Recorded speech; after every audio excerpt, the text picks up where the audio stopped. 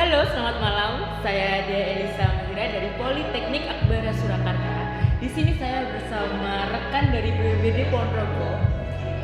Mas Aji bisa berkenalan dengan teman-teman saya. Baik, terima kasih. Selamat malam. Perkenalkan, nama saya Wahyu Haji Ramadhani, biasa dipanggil Haji Ramadan. Saya dari BPBD Kabupaten Ponorogo. Tadi saya sudah berbincang-bincang sama Mas Aji di belakang kamera tentang penanggulangan bencana. Nah, kita ulas saja penanggulangan bencana itu seperti apa biar rekan-rekan sekalian juga tahu. Mas Aji bisa menjelaskan apa itu penanggulangan bencana sendiri apa? Baik, terima kasih Mbak Dea.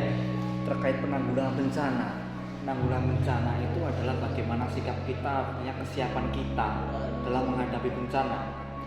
Kita sebelum adanya bencana tersebut terjadi, kita lakukan penanggulangan bencana atau biasa disebut dengan mitigasi bencana. Artinya kita harus mempersiapkan bila mana bencana ini terjadi sewaktu-waktu, artinya kita sudah memiliki kesiapan. Apa saja harus kita siapkan, bagaimana rancangan kedepannya, bagaimana pemikiran kita kedepannya untuk menghadapi bencana ini, seperti itu. Nah, penanggulangan bencana ini adalah berusaha bagaimana bencana itu tidak akan terjadi atau meminimalisir terjadinya korban yang diakibatkan dari bencana ini, seperti itu. Nah, saya pertanyaan lagi buat Mas Aji sendiri ya. Ponorogo itu juga rawan bencana dan di Ponorogo itu caranya mengatasi atau respon BPBD sendiri terhadap bencana itu seperti apa? Baik. Di Ponorogo saat ini kita berada di musim penghujan, Mbak ya. Di mana musim penghujan ini bencana yang biasanya itu ada banjir, terus juga tanah longsor dan beberapa luapan pada daerah-daerah tertentu, seperti itu yang masuk di kategori banjir, Mbak ya.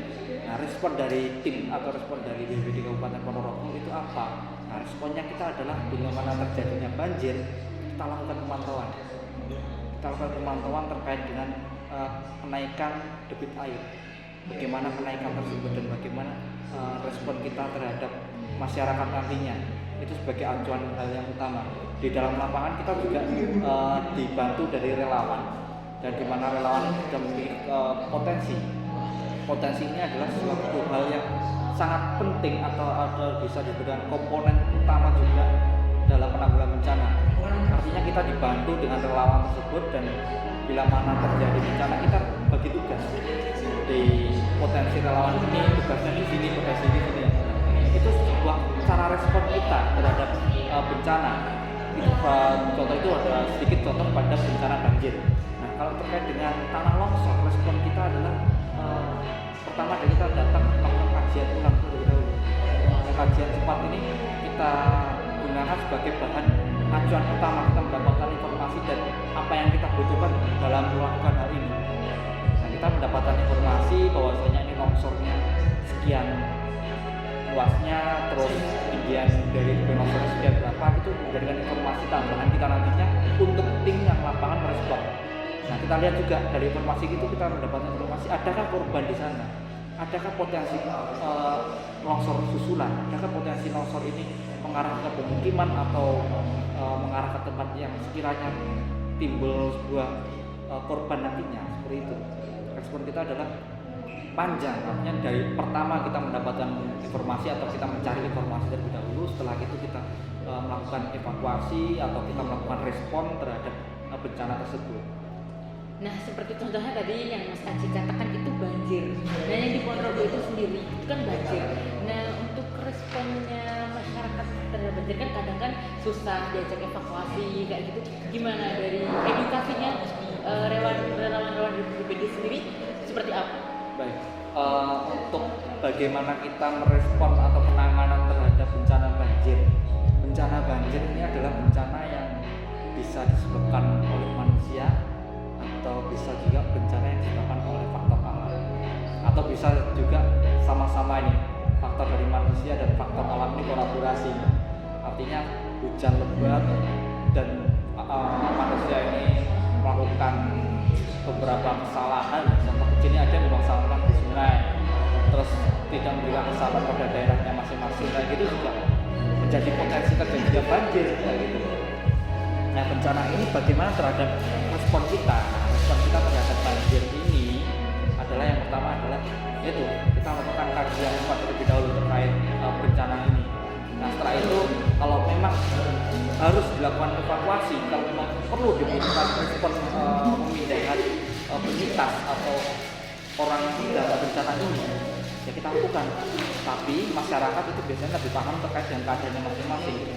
Contoh halnya, bila mana banjir ini biasa di daerahnya rawan banjir, ya mungkin masyarakat sudah melakukan persiapan, mungkin barang-barang berharganya itu dinaikkan, ditinggikan, aliran listrik gitu, dicabutin, dihindari agar tidak terjadi kecelakaan di saat bencana itu.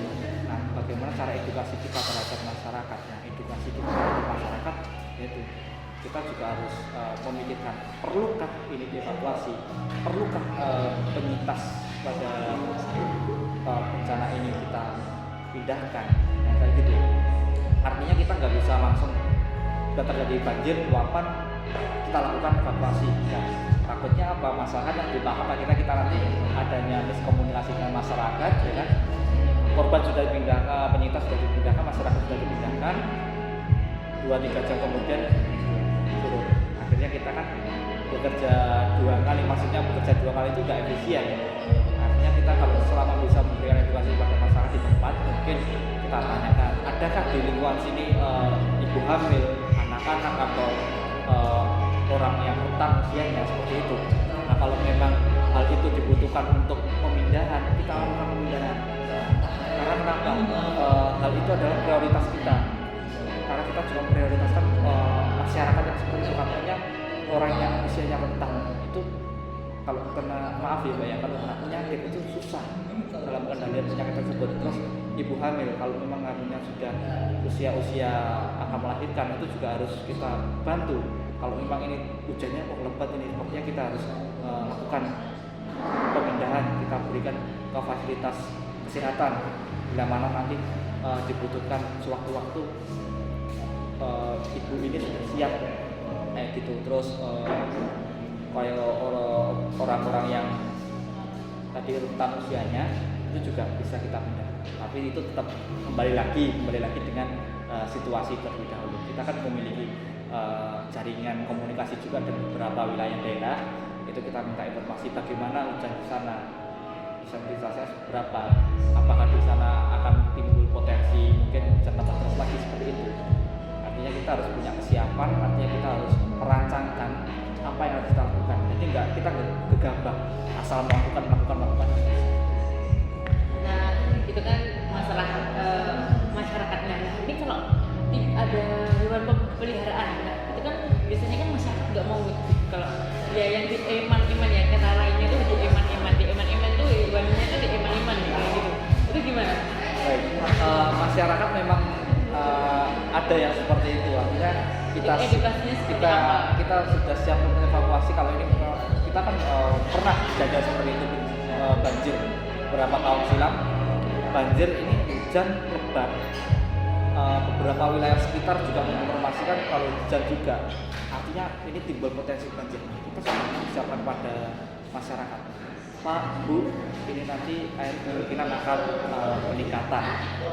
Mari kita evakuasi, monggo saya evakuasi, monggo saya pindahkan ke tempat yang lebih aman, seperti itu. Ada nggak mau? Nah, soalnya berarti aku nggak sapi, aku nggak wedus, aku di ternak ini sopo sih karena makan nih, kan seperti itu. Nah, bagaimana cara kita memberikan itu?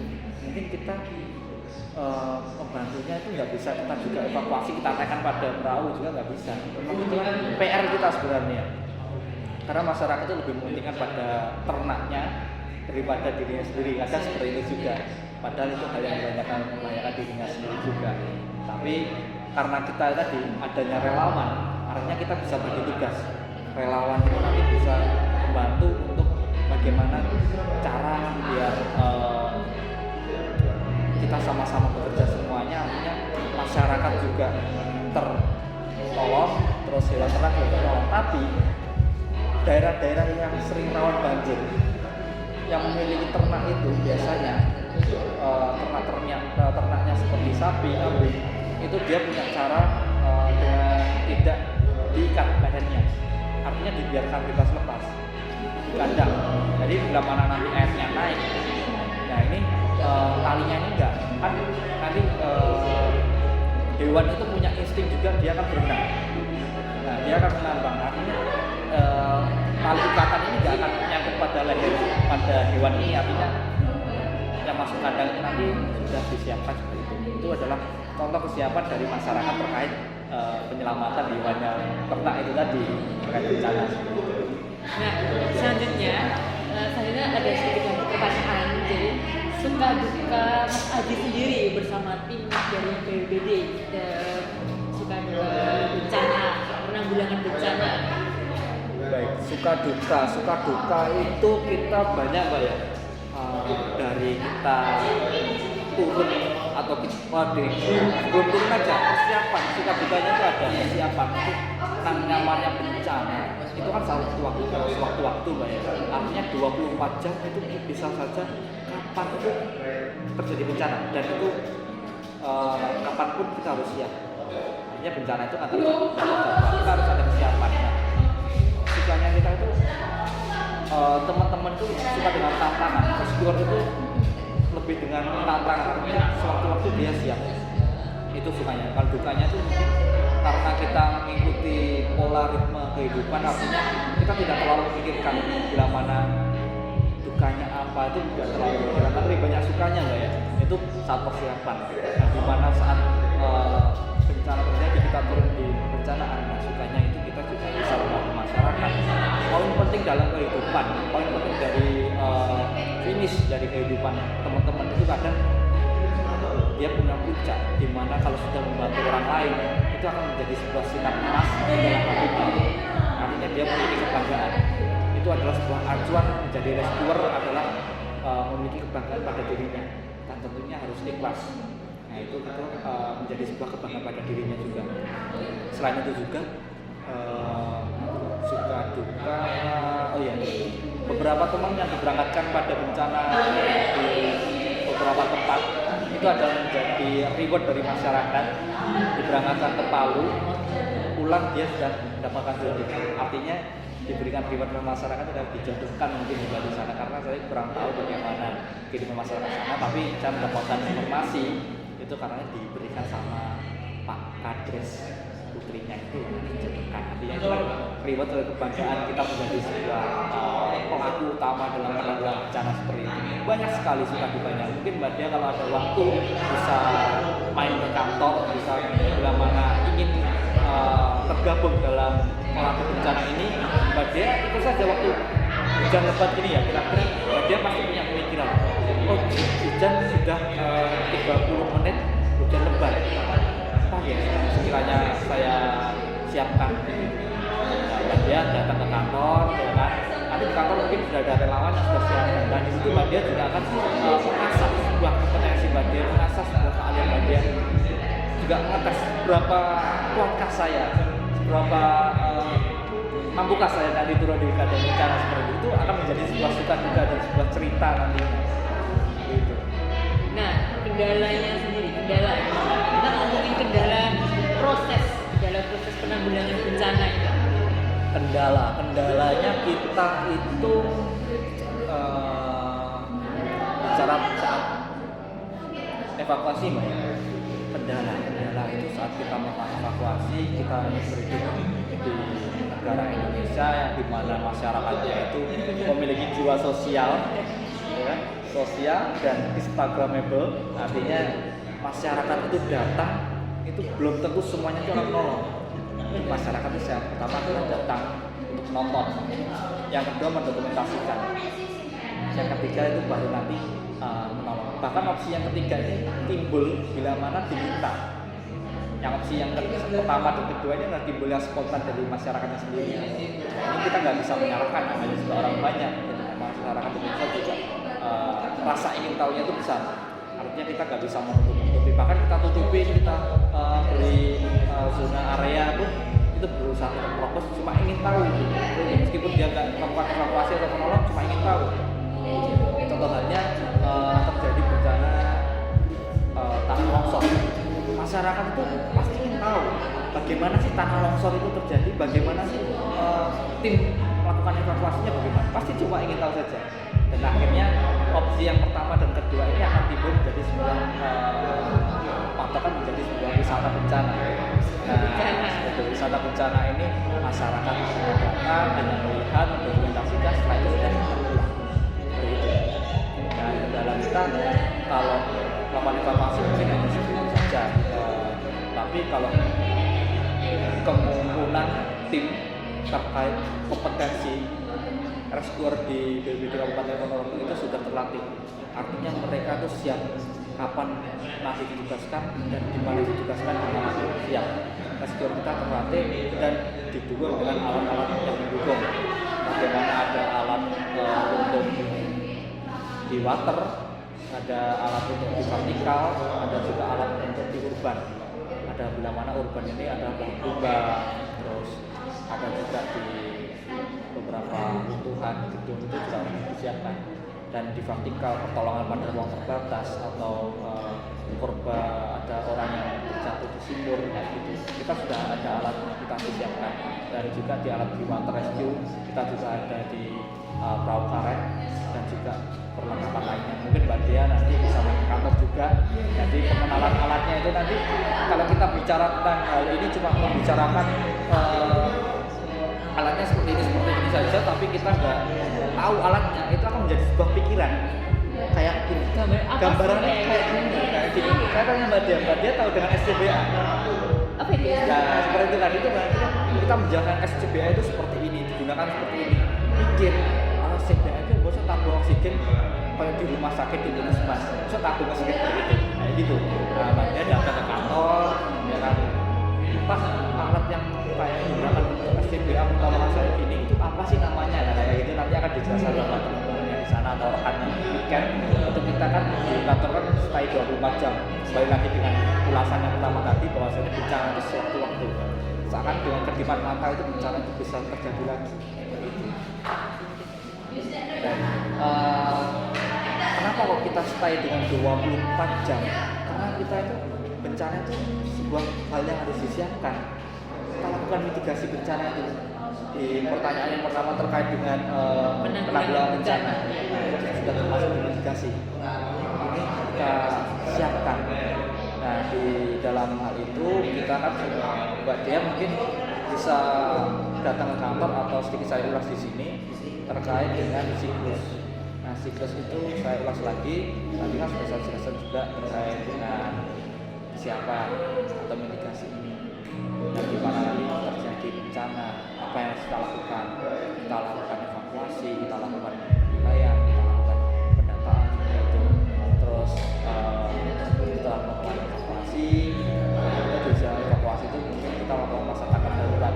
Masa tanggap darurat itu ini dihitung dari hari H sampai seberapa besar potensi bencana ini. Artinya kalau bencana ini skalanya tidak besar atau skala kecil, kita tanggap darurat 2 minggu atau 14 hari. Kalau bencana ini besar, kita tanggap daruratnya selama 1 bulan atau 30 hari. Tapi rata-rata bencana ini sesuai dengan peraturan juga yang ada, masa tanggap daruratnya ini kita buat 30 hari. Artinya tanggap darurat ini adalah kesiapan kita. Kembali lagi dengan hal yang saya sampaikan tadi, bahwa saya bencana itu sewaktu-waktu terjadi dan artinya dengan kedipan mata akan terjadi bencana. Nah, setelah terjadinya evakuasi, kita lakukan evakuasi. Terus apa langsung kita tinggal? Enggak.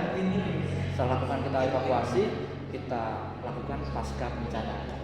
Pasca bencana adalah kita melakukan pembangunan shelter atau hunian, terus membalikan rekonstruksi yang mungkin di bencana ada kerugian itu kan kita data juga, kita sampaikan juga.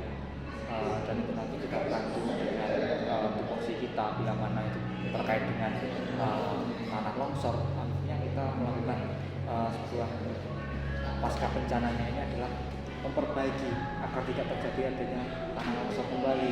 Apa saja mungkin adanya upaya dari penghijauan atau upaya-upaya lainnya seperti itu. Nah, ini kan ada sebuah bencana ya. Ini tuh ada bencana nasional. Yang di Ponorogo sendiri saya juga melihat beberapa kali kalau ada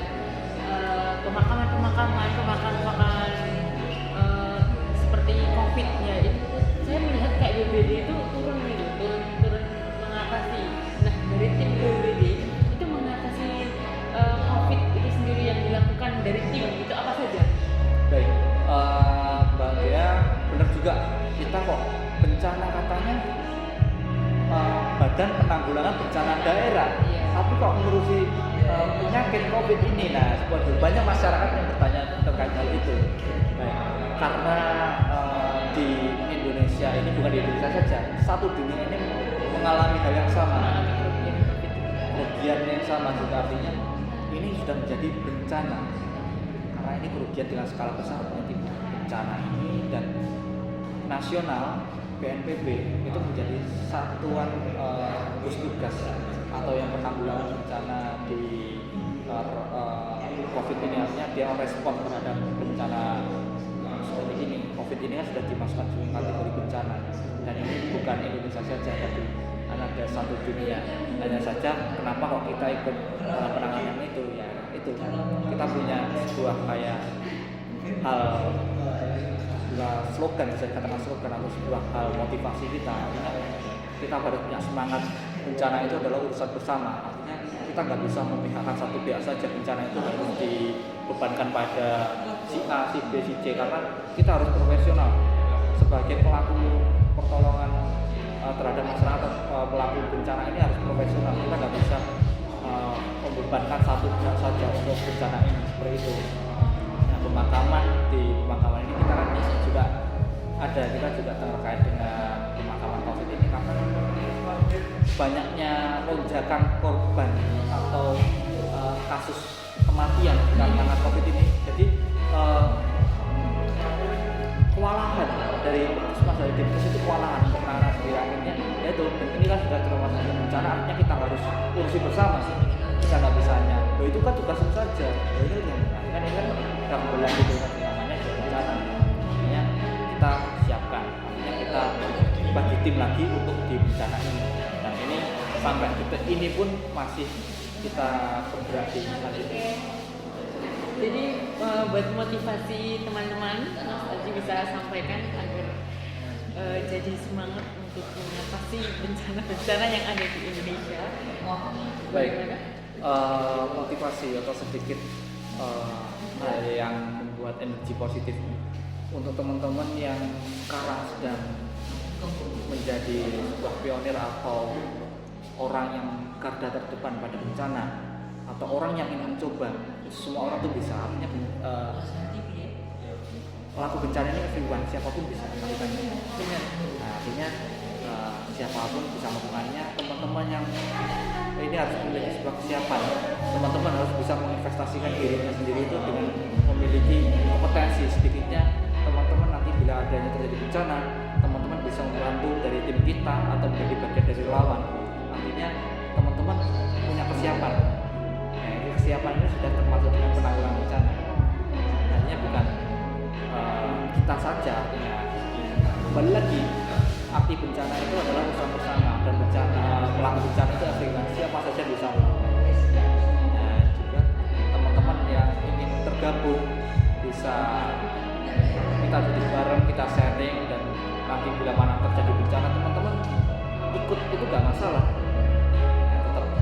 Sedikit motivasi itu, kita jangan lelah berbuat baik, artinya kebaikan yang kita beri kepada masyarakat itu akan kembali lagi pada kita nantinya.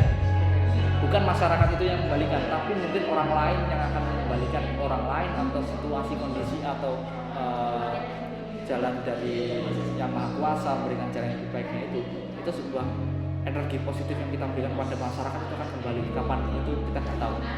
Ya, itu jangan terlalu mengharapkan hal itu, tapi itu akan jelas terjadi.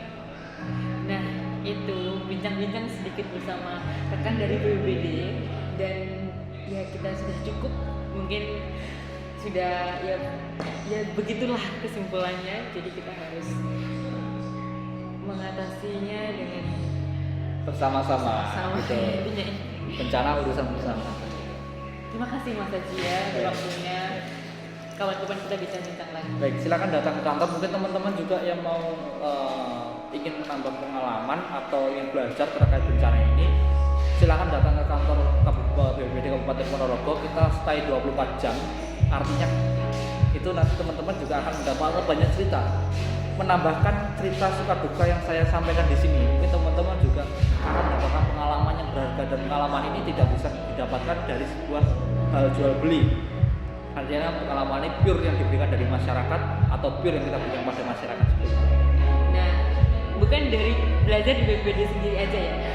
Di Politeknik Akbar Surakarta sendiri juga ada, kita Politeknik Akbar Surakarta baru meluncurkan D4-nya yang yaitu penanggulangan bencana. Nah, kita kan juga harus punya teori juga buat kemampuan kita. Jadi kita juga ya bisalah belajar di D4 teknologi bencana. Kayak seperti itu. Sekian, terima kasih, kita cukupkan saja. Terima kasih Mas Haji. Dari saya, terima kasih, selamat malam. Masak untuk kopi. Diminum Mas Haji. Masak punya itu kan di bur. Hah? Kan paling dia di sini di bur.